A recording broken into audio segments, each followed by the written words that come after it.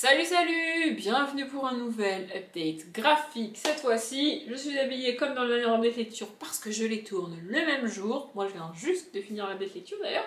Bref, comme d'habitude, 4 graphiques, enfin 4 sagas de graphiques à chaque fois parce que j'essaye de plus en plus et j'y arrive de plus en plus à vous montrer plusieurs tomes d'une même saga dans les updates graphiques pour éviter de vous parler des mêmes sagas dans 3 updates graphiques à la suite. Bon, ça m'arrive de le faire, mais au maximum, j'essaye d'éviter. Donc, 4 sagas, c'est parti.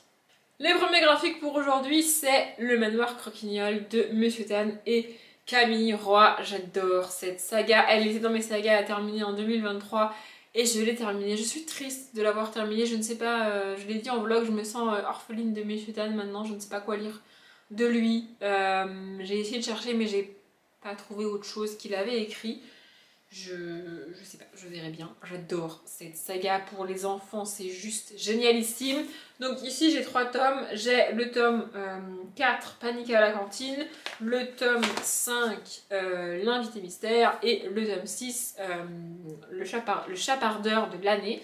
Vraiment j'adore cette saga. En gros on suit des petits monstres, je vais vous les montrer, ils sont derrière, voilà. Des petits monstres qui sont ici. On est dans une école de petits monstres. Il y a le monde des humains pas très loin à côté, mais vraiment séparé. Et donc là, on est au manoir Croquignol, qui est une école pour les petits monstres. Et en fait, l'école est construite à l'opposé de celle des humains. Voilà, ça c'est l'école. C'est-à-dire que plus tu arrives en retard, plus tu es méchant, moins tu fais tes devoirs, plus tu réponds aux profs, plus t'es un bon petit monstre, et donc mieux c'est. Vous voyez, c'est exactement l'inverse que pour les humains. Et je trouve ça très cool, voilà. Et donc dans chaque tome, on suit les petits monstres. On a un fantôme, un diable, une sirène, un squelette, une momie, une poupée vaudou, un loup-garou. Enfin vraiment, il y a plusieurs petits monstres. Je vais vous montrer cette page-là, parce qu'on y voit quand même pas mal. Il me semble qu'il y a un vampire aussi, je suis pas très sûre. Voilà. Il y a différents petits monstres comme ça. Et donc on les suit. Ils vont vraiment en cours. Ils ont vraiment des cours de petits monstres. Et je trouve ça absolument génial. C'est vraiment trop cool. Pour vous donner un ordre d'idée du type d'histoire. Ici, Panique à la cantine, c'est parce que la cantinière a disparu. Vraiment, les enfants ne savent pas où elle est. Et comme c'est des petits monstres, ils s'en fichent un petit peu de où elle est et de ce qui est arrivé. Tout ce qu'ils voient, c'est que du coup, plus de cantinière, plus de cantine, plus de repas. Et ça, c'est pas cool. Donc ils la cherchent. Parce qu'ils veulent manger en fait. Voilà. Si le cadrage a changé, faites pas attention, j'ai dû changer la batterie. Donc ici c'est le tome 5, l'invité mystère. En gros il y a quelqu'un, un monstre, on ne sait pas qui est dans l'école, voilà, des manuels scolaires couverts de barres, des vêtements en lambeaux, des mollets de statues croquées. Voilà, il y a des trucs comme ça qui se passent dans l'école et donc on ne sait pas qui fait ça. Évidemment, c'est l'inverse d'une école normale, comme je l'ai dit, c'est-à-dire que chaque petit monstre voudrait que ce soit lui, voudrait découvrir qui est responsable de faire tout ça, parce que c'est trop cool en fait. Et donc voilà, on cherche qui a fait ça dans ce tome-là.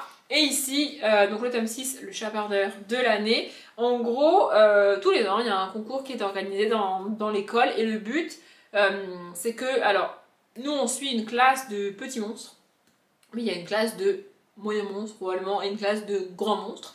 En gros, les grands monstres, donc les plus âgés de l'école, sont envoyés dans le monde des humains pour voler des trucs, donc des chaussettes, des clés, des porte-clés, tout ce que les humains perdent en gros, c'est eux qui les volent, voyez-vous, et qui les ramènent à l'école, qui les cachent. Et les petits monstres sont chargés de fouiller dans toute l'école pour récupérer un maximum de ces objets, et celui qui en ramasse le plus a gagné.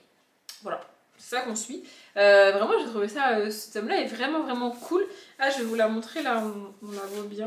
Attendez, je trouve plus. Voilà, ça c'est la directrice de l'école. Voilà, vraiment j'adore ces bouquins. En plus c'est des petits formats carrés. Les couvertures sont assez salissantes. Je trouve ça dommage. Elles sont pas glacées en fait, elles sont une espèce de format un peu velours. Du coup ça se tâche facilement. Mais vraiment je trouve ça trop cool. Et puis les dos sont très beaux aussi. Enfin bref, j'adore cette saga, vraiment. Je suis... c'est ce que j'ai dit en vlog, je suis à la fois contente et triste de l'avoir terminée. Et je vous la conseille. Pour la saga suivante, les tomes sont tellement gros que je peux pas tous les porter d'un coup. C'est trop lourd, c'est pas pratique. Donc c'est Légende de la garde de David Peterson. Donc le tome 1, automne 1152. Le tome 2, hiver 1152. Attendez, je change. Le tome 3, la hache noire. Et un petit tome en plus qui s'appelle Baldwin le Brave et autres contes dans cet univers-là. Celui-ci, c'est pas vraiment un tome 4, c'est vraiment une espèce de recueil de contes en plus. Et c'est marqué dans la préface au début. Je sais pas comment ça s'appelle, attendez, je regarde. L'avant-propos de l'auteur. Tu peux le lire soit une fois que tu as lu les 3 autres tomes et du coup tu verras un petit peu les références qui y sont faites et il y a des personnages qui reviennent, et tu peux le lire sans avoir lu les 3 autres tomes. Ça fait juste un recueil de contes sympathique. Voilà. En gros, dans cette saga, on suit des souris. Je vais essayer de vous montrer une planche, voilà, qui sont organisées, elles sont organisées en petits villages, il y a des prédateurs autour d'elles évidemment, et du coup elles ont créé une garde des souris pour se défendre. Et voilà, et on suit ces histoires-là. J'ai vraiment beaucoup aimé cette saga, du coup elle est terminée. J'essaie de vous trouver une planche où on voit bien les souris. J'adore, il y a des trucs, des dessins comme ça, vraiment je trouve ça absolument magnifique. Voilà. Oui, c'était pas une planche avec des souris, j'arrive, je vais en trouver une, bougez pas. Voilà, j'ai vraiment beaucoup aimé, donc voilà, on suit ces histoires-là au niveau des souris, et je trouve ça vraiment vraiment cool. C'est assez rapide à lire malgré l'épaisseur de chaque tome, il n'y a pas énormément de texte. À la base, ça a été publié dans des magazines, donc du coup, ces BD-là sont divisés en chapitres, et le début de chapitre, c'est comme ça, avec du texte plus que des bulles. Vraiment. J'arrive pas à trouver une planche, hein. Je suis désolée, je galère. Je vais vous montrer celle-là. Voilà, du coup, c'est comme ça. J'ai vraiment beaucoup aimé cette saga, je connaissais pas, je les ai trouvés par hasard à la bibliothèque et du coup je les ai tous pris pour tous les lire et tous vous les montrer en une fois. Mais vraiment c'était hyper cool. Il y a quelques scènes de bataille, il y a des morts, il y a des blessés, il y a 2-3 trucs un petit peu violents. Donc pour les plus jeunes je dirais pas vraiment. Mais genre voilà, par exemple là on est sur un combat avec un crabe. Oui. Après les dessins sont pas sanglants non plus. Mais il y a quand même quelques scènes de bataille, il y a des morts. Le tome 3 m'a brisé le cœur à la fin. Vraiment, j'ai trouvé ça extrêmement triste. En gros, les tomes 1 et 2 se suivent, ils sont vraiment dans l'ordre chronologique tous les deux. Et dans le tome 3, on revient en avant.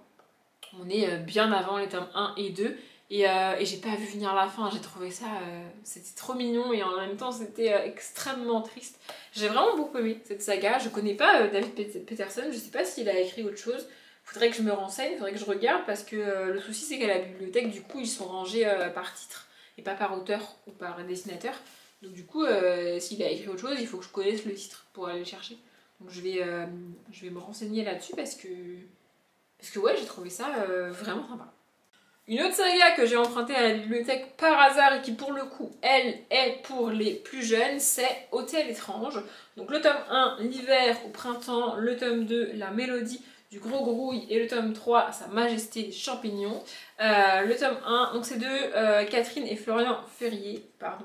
Le tome 1, je l'ai lu sur le week-end ami, donc j'en ai parlé dans ce vlog là, comme le tome 1 de Légende de la Garde d'ailleurs. Et voilà, du coup je suis retournée à la bibliothèque pour trouver les tomes suivants et je les avais trouvés, donc je les ai pris. Là je pense qu'en y retournant je chercherai, je regarderai s'il y a les tomes suivants. Il me semble qu'il y a 5 tomes en tout. Bref, en gros on suit toute une ribambelle de personnages assez cool. J'essaye de vous trouver un dessin où on les a plus ou moins tous. Voilà, en gros on suit ces personnages-là, qui sont très mignons. Et dans chaque tome, il leur arrive une aventure différente. Donc dans le tome 1, le printemps est censé arriver, sauf que le printemps est en retard. Il y a un monsieur hiver et un monsieur printemps, et monsieur printemps, alors que c'est censé être le printemps, n'est pas arrivé. N'est pas là pour faire le printemps. Donc Monsieur Hiver n'est pas très content, mais il fait des heures supplémentaires et notre petite troupe là va essayer de retrouver Monsieur Printemps, de comprendre pourquoi il n'est pas là, où il est qu'il lui est arrivé quelque chose de grave, voilà, pour que le printemps arrive et que le printemps revienne, parce que c'est censé être le printemps. Voilà, donc on est vraiment en hiver, voilà, pour les planches. J'aime beaucoup les dessins, je trouve ça vraiment cool, c'est vraiment, vraiment hyper mignon. J'adore, vraiment j'adore. Et pour les enfants, c'est génial.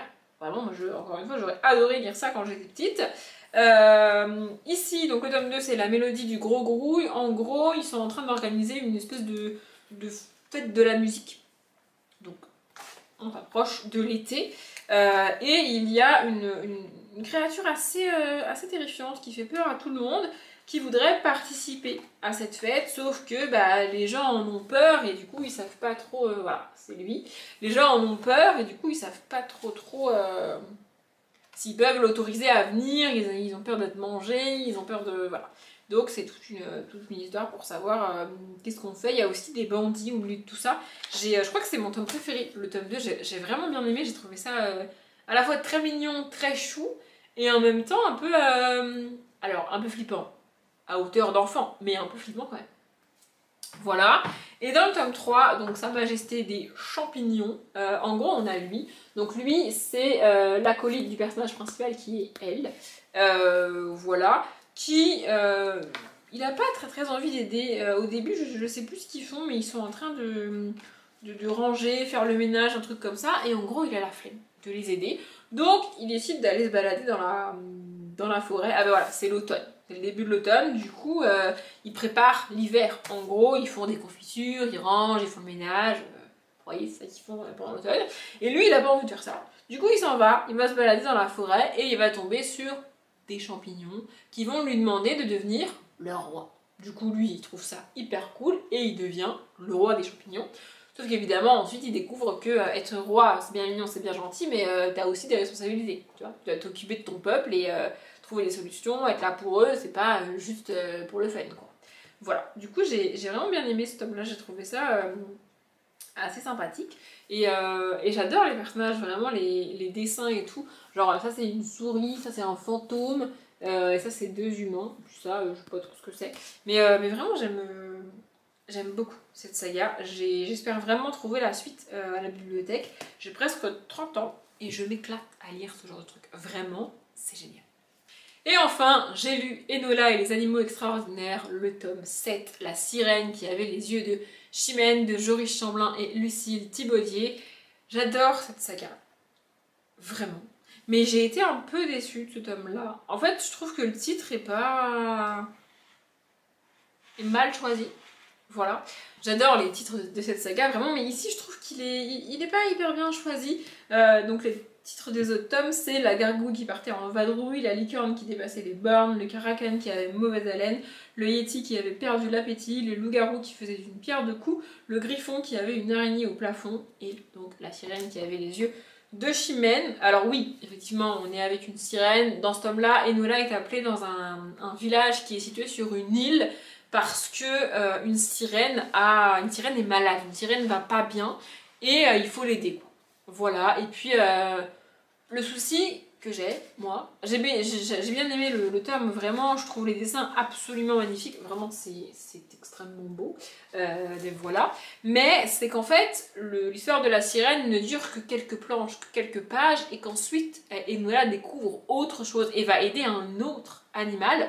Vraiment c'est sympa, c'est mignon et tout, mais je sais pas, je m'attendais vraiment, en fait, je m'attendais vraiment à suivre une sirène et c'est un peu le cas, mais pas à 100%. Voilà, n'empêche que j'adore cette saga. Donc ici c'est le dernier tome que j'ai acheté dès sa sortie, parce qu'il est sorti là en début d'année. J'espère qu'on aura un tome 8, voilà, il est sorti au mois d'avril, donc vraiment je l'ai acheté et je l'ai lu dès que j'ai pu.